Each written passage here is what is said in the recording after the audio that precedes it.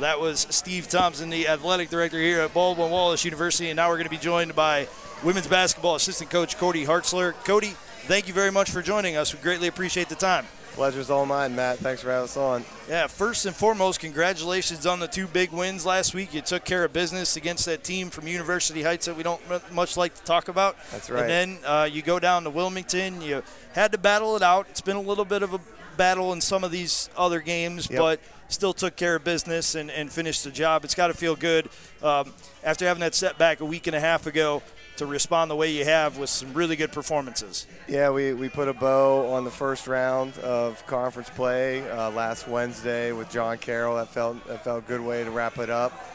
And then we head on the road to Wilmington this past Saturday, and our league is brutal, man. It is. You know full well the OAC, and to come out any road win, you're going to have to fight, claw, scratch to get a dub, and that's what our women did. Yeah, no doubt about it. A lot to be proud of. One of the things that I've noticed recently is really the emergence of Kaylee Ressler.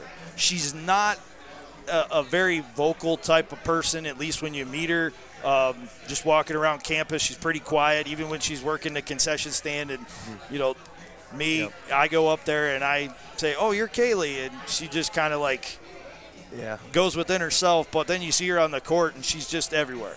She's taking charges. She's rebounding. Now she's adding the scoring element. She's getting double-doubles. She had one on a Saturday. I believe she was the leading scorer in the game as well. She has really come a long way in a very short time.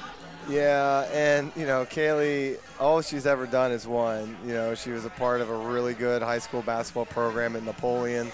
Her junior year, they were in the state Final Four when COVID shut it down. And then she came back as a senior and won the whole doggone thing. So all she's done is win.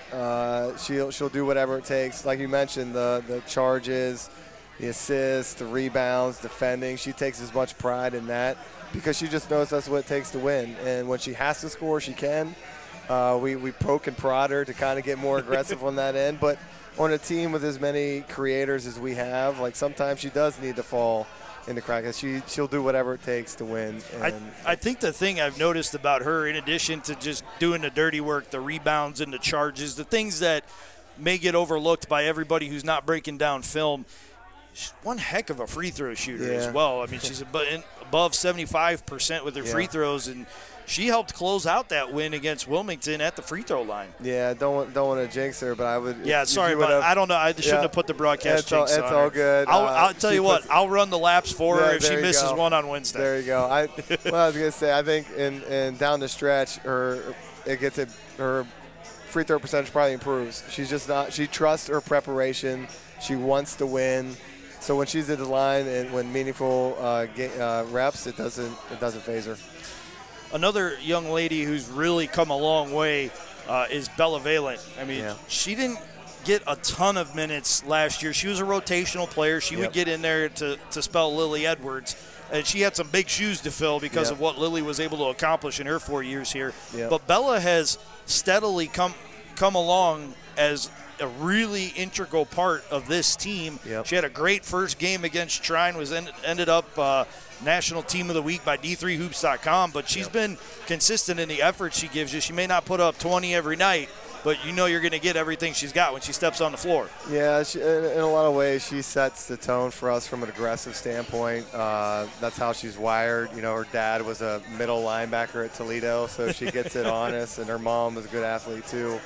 But that's just kind of the nature of the program that Coach has established here in that, we recruit really talented players, and maybe they don't come in as freshmen right away and have a glamorous role, but behind the scenes they're learning from the classes ahead of them. And, it's just a cool culture to be a part of, that our seniors, our leaders aren't afraid to share the tricks of the trade. And, behind the scenes, these younger players just get to learn and soak up all this just corporate knowledge, for lack of a better word, that the upperclassmen provide. And then when they get their chance to step into a larger role, they're ready for it because they've been putting in the work in behind the scenes, and that's exactly what Bella did last year as a freshman. And now you're seeing what kind of player she is. that goes to the culture in the family aspect that Coach Hare puts so much emphasis on. I mean, when you're in her program, you're not just a player or an assistant coach. I mean, you are part of her family, and she wants to see you succeed in your roles, and then eventually move on from those initial roles and take on more and more responsibility the further you get in your career. I mean, that's a really special thing that she has created over the years. I mean, she's had countless assistants, and no matter what, she's always still found a way to build that success. I mean, there's a I could talk about Coach and her success. I think we should talk about it more. I hope it's not a situation where we wait until the end of her career, which isn't for a while now, but to give her roses. What she's done with Baldwin-Wallace women's basketball is remarkable. We just locked up our 31st consecutive winning season. I mean, 3 straight decades worth of just sustained excellence.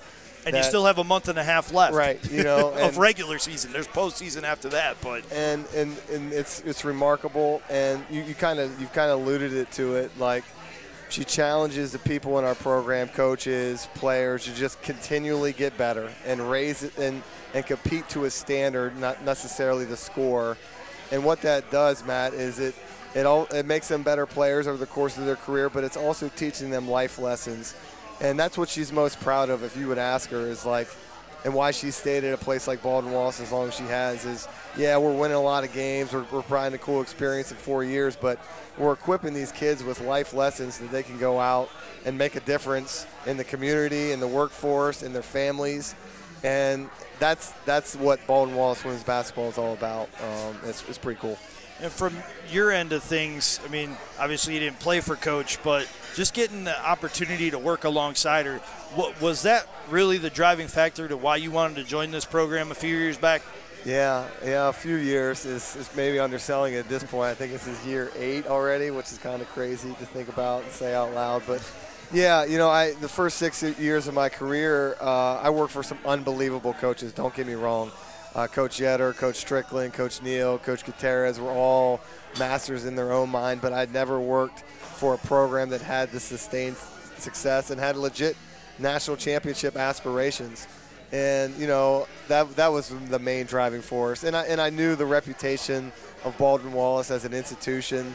I believed in the mission of the university itself, and I wanted to be a part of that. And I wanted to compete against the best. The Ohio Athletic Conference across the board is one of the best Division III conferences in the country. And I'm a competitive person, man. I wanted to be a part of that.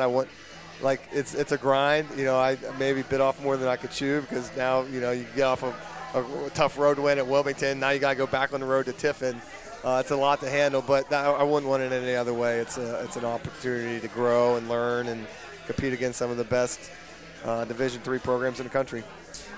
You have an opportunity, like you said, to get back on the road against Heidelberg on Wednesday. Then you get back home for Marietta and a men's and women's doubleheader on Saturday. And then you've got that game against Ohio Northern, that rematch that's looming after that. I know this program is not built on overlooking anybody. It never has been, and as long as Coach Hare is associated with it, it never will be. Right. But you do have those dates on the calendar that you do circle, and you've got one coming up, but focus has never really been a problem with Coach Hare and the program that she's run, and not under your watch as well. I mean, you do really take it a day and a game at a time. Yeah, and we just got done talking about the team about it today,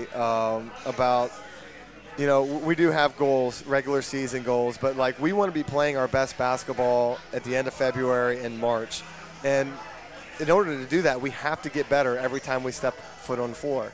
And if we take that approach, the scoreboard will take care of itself. And what we can't do is fall victim to playing just to win the game. It's about getting better every time we get out on the floor.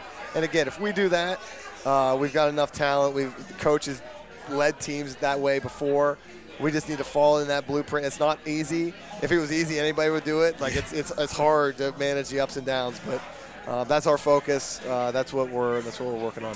I mean, the thing that really exemplifies that when you look at your season is right out of the gate, Coach Hare loves to challenge her team and herself with ridiculous non-conference scheduling. Yeah. And usually every year or every other year you get a team out of the MIAA, Yeah. maybe Hope. Yeah. So in this case, this year it was Trine. Yep. They came in top 5 in the country. Yeah. You take them to overtime, and you were actually winning. They took you to overtime, I should say. And you pull that game out, very hard-fought game, and then you just rattle off a nice long winning streak. Yeah. It's nice to see that when the ladies experience success, they also come back and they work just as hard at practice the next day. Yeah.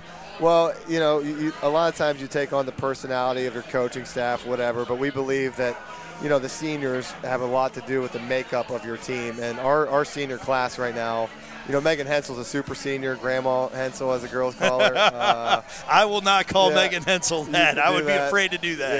Yeah, she does have some sharp elbows. But, she's played on some really good teams. And then Reagan Schill and Izzy Andrews, they're they've won 2 out of 3 conference tournaments, conference championships as they've been on campus. They've just been a part of winning teams, winning programs. They know what it takes, and they kind of set the tone. And when as a coaching staff, you don't have to worry about the locker room or getting teams ready because your seniors are leading the charge. And our juniors are the same way. Our junior class is criminally underrated. They're great players.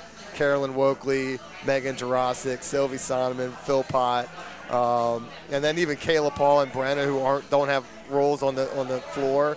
They do such an incredible job, Matt, behind the scenes of leading our team, that it really makes us coaches look a whole lot smarter than what they are, because they handle a lot of that. You mentioned Megan Hensel. We'll get you out of here on this note.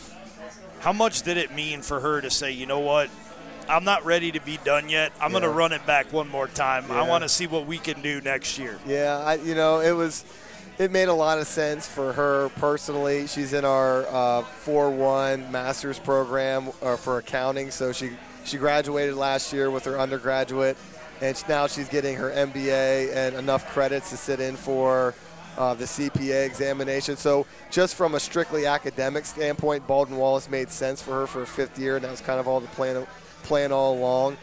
But we certainly weren't going to tell her no when it comes back to the extra year. And she actually had the year because of her ACL, too, as a sophomore. But, she's provided a tremendous amount of production on the floor. But I think the biggest thing, again, is just teaching our younger kids what it looks like to compete and prepare as a champion. That'll be her legacy moving forward. I think people will look back on – her teammates will look back and remember some big shots that she made and some defensive stops, but I think they'll remember most how she made them feel valued as a person and as a teammate, and that's the type of player and leader that she's been for our program. Well, Coach Hartzler, thank you very much for taking the time. I appreciate it. Best of luck this week, and look forward to talking with you down the road. Yeah, Matt, just last thing, I just really appreciate the support both you and your wife have given to our program, both on the air and off. It's not lost on us how much you support us, and it means the world to us. Well, that means the world to me, Coach. I was lucky as a student. I got to work a lot with Coach Hare, and I'd go to the mat for her anytime. Yeah. Anytime she needs me, I'd be there. That's not just lip service, man. He backs it up. All right. Well, thank you very much again, Coach Hartzler. I appreciate it. Thanks, Have Matt. a good week. Thank you, man. It's Coach Cody Hartzler of the women's basketball team. And, again, they'll be back in action on the road on Wednesday night when they travel to Tiffin to face the Heidelberg University in an OAC match at 7 p.m. And then they'll be back home on Saturday in a men's and women's doubleheader against Marietta College.